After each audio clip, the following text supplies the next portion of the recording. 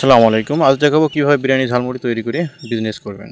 তো চলুন শুরু করা যাক। ঝালমুড়ি তৈরি করার জন্য আপনার প্রথমে এই মশলাগুলোর প্রয়োজন পড়বে।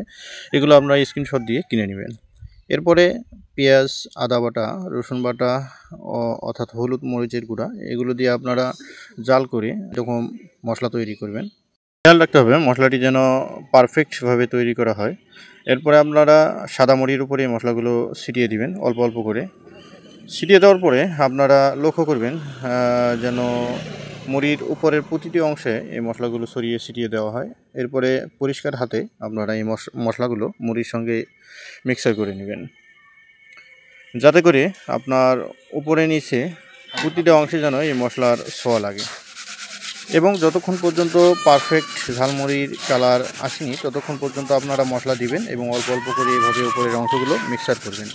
এবং উপরের অংশগুলো মিক্সার করা হয়ে গেলে এগুলো নিচের অংশের সঙ্গে মিলিয়ে নেবেন। এরপরে আপনারা এই মুড়িগুলো যখন তৈরি হয়ে যাবে তখন ছোট্ট একটি গাবলার ভিতর নিয়ে আপনারা বিরিয়ানি ঝালমুড়ির প্যাকেটে এগুলো ভরবেন। এরপরে আপনারা 20 পিসের মাস্টার পলি করে মার্কেটে সেল করতে পারবেন। ধন্যবাদ ভিডিওটি দেখার জন্য।